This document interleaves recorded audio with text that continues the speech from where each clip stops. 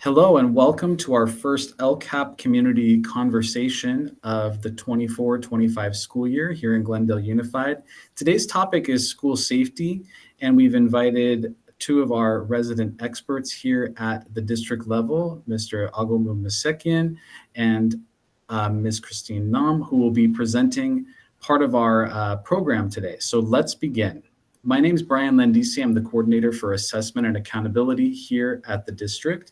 And today's conversation centers around the LCAP. We'll take an overview of our school safety measures.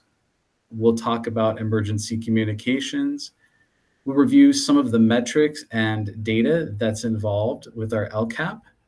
And there'll be an opportunity to share your feedback. Our local control accountability plan is called the LCAP. It's our strategic plan, and it's a 3-year plan that's been developed with input from our educational partners across the district. The plan includes our goals, actions, and our expenditures to address local priorities. LCAP and the school funding formula. So schools in California are funded by the system called the Local Control Funding Formula, the LCFF. And school districts create an LCAP or a plan each year to show how those funds will be used to meet the needs of students.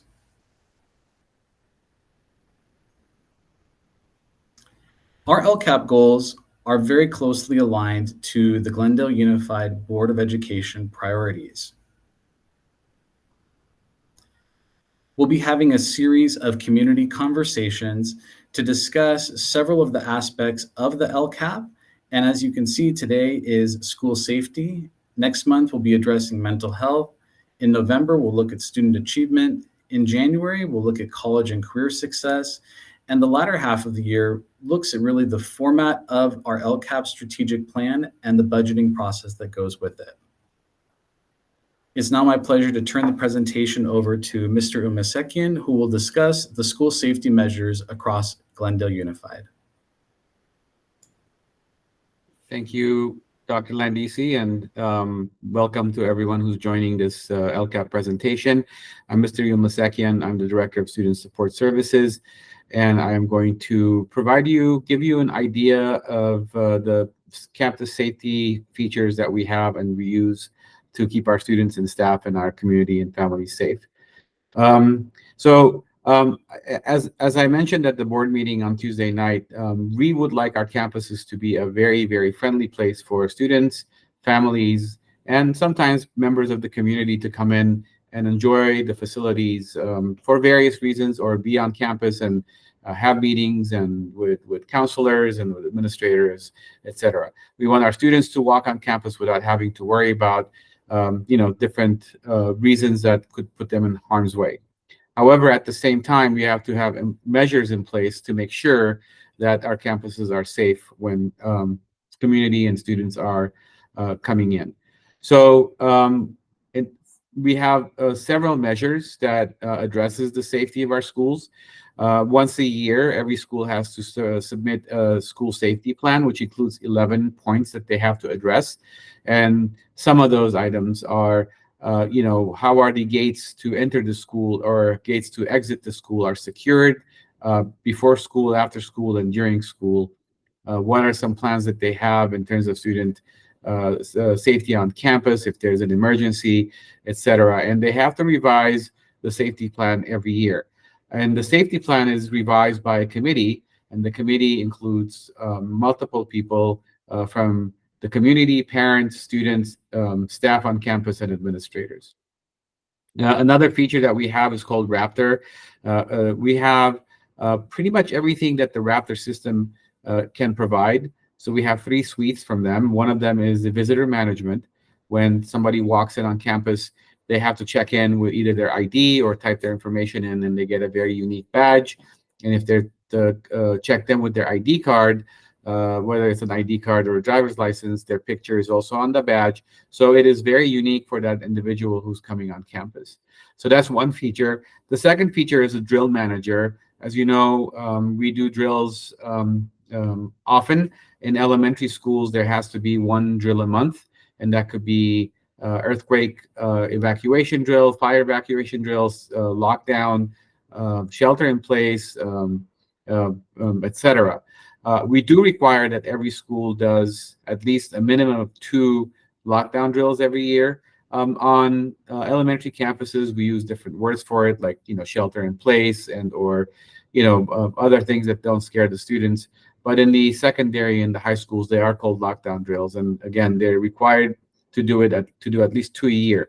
Now, elementary schools do 1 a month, and secondaries are required to do 2 a year. However, we require that they do at least a minimum of 4, out of which 2 is going to be a lockdown drill, and then 1 an evacuation drill, so that students understand how their evacuation routes. We have cameras on campus. We have school resource officers and school liaison officers, security guards. We have a very robust threat assessment protocol. We have communication systems that Ms. Dam is going to touch on later on, the tip line.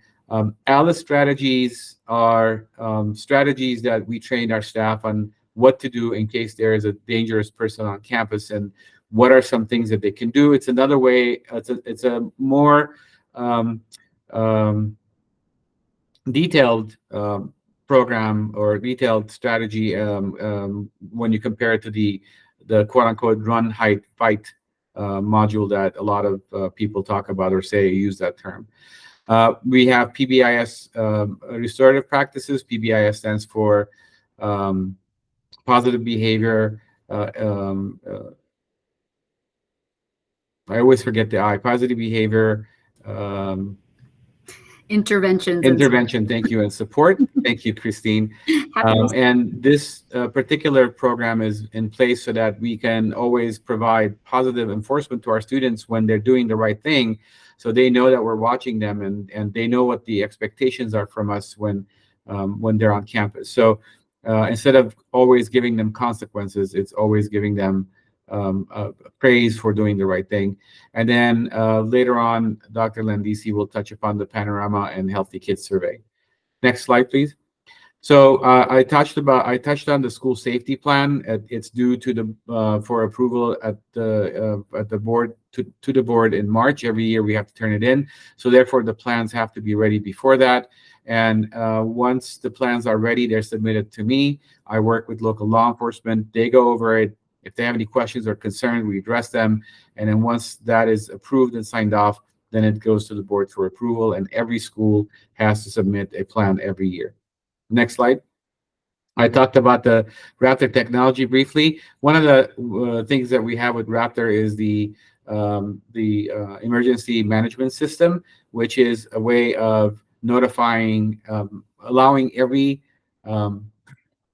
person on campus, every staff member on campus, the ability to notify everybody else on campus if there's a dangerous person on campus with the use of an app, the phone, and or their computer. And all they have to do, and they've all been trained, and I often visit sites for refresher trainings. And what they do is they quickly log into their phones or their computers, and they activate an emergency. And once that emergency is activated, everyone on that campus gets a notification on their phones and or computers, as well as district office personnel. We all get the notification, and we then jump into action. 911 is contacted if it's an actual emergency, obviously. But we do these drills, and every site uses Raptor to do drills so that they're get used to using the program itself, so it doesn't become a mystery or a challenge when there's an actual emergency. It allows for internal communication via text message, so it creates a huge group chat with everybody on that campus. It allows for attendance of both faculty, staff, and students. It allows for notifying that the student is a specific student is injured and their location, so that first responders can get to them after the emergency is over, on and on and on. So we've been using this system for the last 4 years now, and I think we're so used to using it that it's become a very, very common thing for us to use. So there's not a lot of questions, and able to implement it if there's an emergency. Next slide. So this is pretty much what I just described about the Raptor technology. If you can look at the image on the right side, you notice that what you're looking at is the visitor management system, and you see that little tiny printer on the left with the badge that's coming out of it, and the one on the right is the scanner. So you drop your ID in, and you tell the system where you're going, and it prints you an ID. It's a very quick check-in, and our schools use them on every campus. Next. So we have approximately 1,200 cameras at this point, and we keep adding more as needed. We add more cameras in areas that we think they're blind spots and that things do happen there. That is important for us to add a camera. Like, I have to be honest, there are some students in high school that know the camera locations and they know where to go to be away from the cameras. And we're not trying to keep an eye on every single corner, but sometimes there are things that we need to have eyes on, and we add cameras as needed. And they are maintained by a technician and our technology department, and every administrator and certain people on every campus have access to their cameras, and we're able to record and go back and look at recordings for that happened over a month ago. Next slide. As of this school year, we had a slight change in our work with Glendale Police Department. We used to have SROs on campus. An SRO stands for School Resource Officer.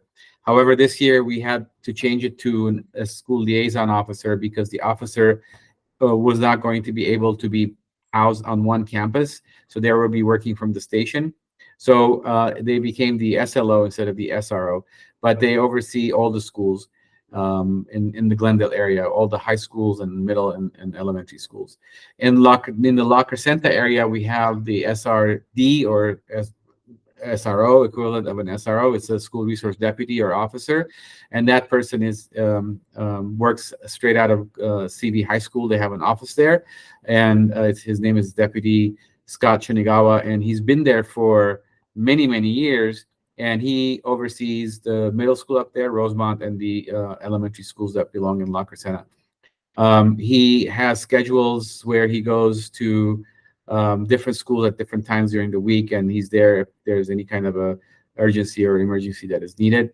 And so that is the La Crescenta schools. Along with that, all our secondary schools have security guards.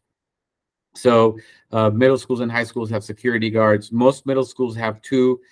Toll Middle School has 3. Toll Middle School has a very large number of students. I think there are over 1,400 students at this point. So based on the size of the school, we increase the number of security, but understand that there are also other people on campus, like administrators and certain teachers, who also are partake in the security during overseeing or supervising certain parts of the school day during the school hours.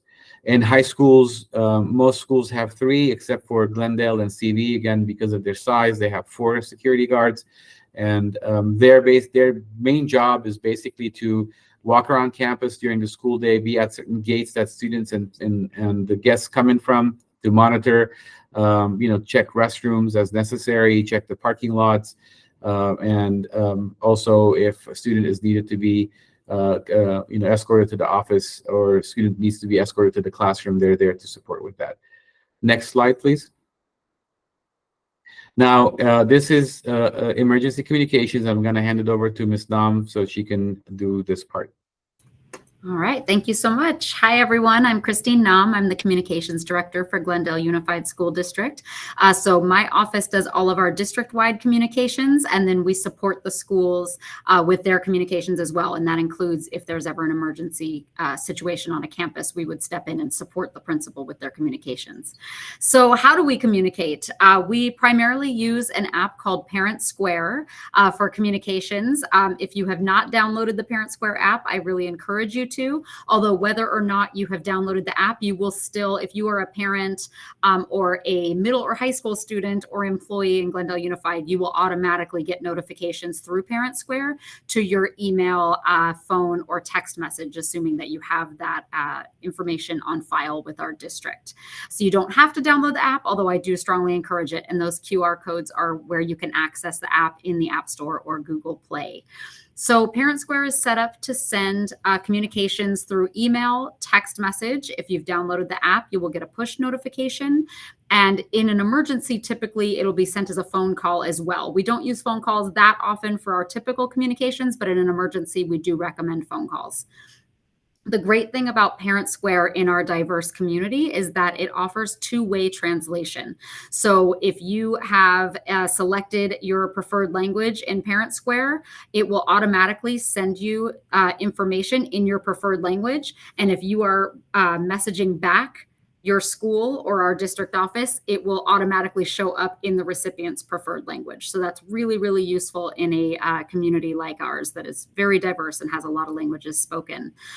We also have our GUSD and our school websites. You can find us at GUSD.net and find all of our schools from there as well. And then we have our social media channels. So Glendale Unified, we're at Glendale USD. And then many of our schools are on social media as well. So be sure you're following all of our channels. We go to the next slide. So I like to share this slide to show particularly our parents, but also our broader community, what our order of notification is in an emergency. It's really important to understand how that messaging is going out. So the first thing, if there's ever a crisis or an emergency on a campus, is to make sure our students are safe. So the first few minutes in an emergency, staff is always going to be doing everything they can to ensure student safety. Very quickly after that, they'll be messaging the employees on the campus for a check-in. That typically would go through Raptor, as Ago shared earlier. So they'll be working with their employees to ensure everybody's safe, everybody's accounted for. And sometimes it'll be an intercom announcement or a Raptor message to make sure that everybody's safe. Shortly following that, they will message, this usually will come from the principal or another designee on campus, messaging the families on that campus. And so that message will be going out to say something is going on, students are safe, here's what the next steps are. And a lot of times there will be multiple messages that come out. Things can move very quickly in an emergency. So a quick message will go out just to say that something's happening, and then watch for follow-up notifications. Following that, we will do timely public messaging to any group that as appropriate. So a lot of times this might mean nearby schools. If something happens at Mark Keppel Elementary School, we have Hoover High School right across the street and Toll Middle School next door. So we're going to be making sure that all three of those schools know what's going on. We have that situation a lot in our district. If it's a major emergency, an earthquake, a fire, an evacuation, a lot of times we will send a district-wide message so that everyone in our district knows what's happening. A lot of times the district-wide messages will be where I step in, and that's coming from my office. This also might mean putting things on our website, sending a media release, depending on what's appropriate for the situation. The other thing that I always remind our principals to do, because in an emergency, things move very quickly. You might be sending out multiple updates. Things can get a little bit chaotic sometimes. And so I always ask that at the end of the day, we do a community summary, just sending out to our families, most importantly, but also to our broader community as appropriate, just sort of a recap of what happened, what went on that day, and what the next steps are. Because a lot of times after a while, you've taken time to really think about the situation and can kind of put all of that into one succinct message. So the most important thing I would say to our parents in an emergency is really keep an eye on your phone, on your email. Emergency messages do come out in a lot of different formats to make sure that you're getting the most up-to-date information. We can go on to the next slide. And that brings me to the next slide of what parents and guardians can do in an emergency. The absolute most important thing that you can do as a parent or guardian in our district is make sure your contact information is up to date. I know email addresses change, phone numbers change. Anytime your contact information changes, be sure to either go to our parent portal, which is at parent.gusd.net, or you can contact your school office in person or on the phone to update your information. It's really important we have accurate information because in an emergency, we need to be able to reach you. I also, as I mentioned before, really encourage you to download that Parent Square app, because those push notifications are really useful, especially in an emergency. They'll come in real time right to your homepage on your phone, so you can't miss them. And then, as I mentioned before, following our social media, especially our Facebook and our Instagram, because when there is a major emergency, we will post updates there as well. Go on to the next slide. The last thing I want to share is we do have a tip line in Glendale Unified. Keeping our community safe is a community effort.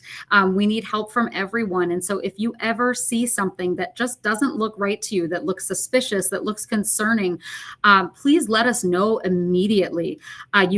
First thing would be to either, if it's an absolute emergency, we actually would encourage you to call 911 and go directly to the police. But if it's something that just looks a little concerning that you want to speak with your school about, we encourage you to either contact your school office, or you can contact our district office. You also can submit a tip on our tip line. You can do this online at GUSD.net/tipline. If you're in the Parent Square app, there's a links section and the tip line is linked there. And we also have a phone tip line, and the phone number's there on the screen. There are so many ways to let us know if something is going on in the community. We monitor these lines at all times, and we follow up on any tip very quickly. We take anything that sounds concerning or like a possible safety issue in our community very, very seriously. So thank you for your support on that. And I'll pass it over to Brian to give us a little school safety data. I'll take it from here. Thank you. So we will now do a brief overview of some of the data points we use when we are addressing school safety as a district team. One of the areas we look at is behavior data. And as I mentioned earlier, our LCAP, the strategic plan that we develop over the course of a year, has different metrics and goals that we plan for over a 3-year period. And we have different benchmarks that we look at each school year. So let's take a look. This first set of information is how we collect information in our student information system. So every time a behavior incident happens, it's coded as a major or minor offense. And over time, we track how many incidents we have and how they're coded. This information helps us make determinations about trends and also helps support school teams in addressing major concerns over time. So our next steps as we look at addressing behavior and documenting this in our system is to have continued conversations with our school teams around discipline, also with our students and families. We will continue to do training with our school teams so that they know exactly how to process this data and how to grab it on their own. And also discussing interventions and other ways to address behavior before it becomes major issues. Another area that we look at over time is our suspension and expulsion rate. In our LCAP goal, we have set a goal to reduce our suspension rate to 0 and maintain our expulsion rate at 0. We're very pleased to show that our numbers over time have remained fairly stable, and we are really pleased to see progress in this area. Another metric we use is gauging our stakeholders' perceptions about their own sense of safety while at school or at work on our district campuses. We've set this as an LCAP goal for our team. As you can see, over time, there have been some adjustments. When you take a snapshot in a survey at a particular moment in time, sometimes the response varies, but we're really pleased to see that we have a strong sense of safety across our different groups that we measure. For our students, they take the Panorama survey twice a year, and we use our spring data to report out. We also have employees who take their employee culture survey each spring, and we ask our parents and guardians across the district to provide some feedback and their perceptions in the school planning survey. Going forward, we really depend on your feedback. We hope that you've had an opportunity to learn something about our processes and procedures here today during this webinar, and we hope that those of you who are viewing this on your own time have also been able to gain something as well. But we would ask you to provide us some feedback. We have a feedback question that we are collecting through this form. You'll notice that we've linked you to GUSD.net/share to provide additional feedback. It's a very quick survey, and we'd really appreciate your response. For more information about our LCAP, the strategic plan for the Glendale Unified School District, you can find more information on our website at gusd.net/LCAP. And we invite you to our next presentation and community conversation, which will be covering mental health in the month of October. Again, thank you for joining us, and thank you for taking the time to review this information, and many thanks to our presenters today and for keeping Glendale Unified School District strong. Thank you.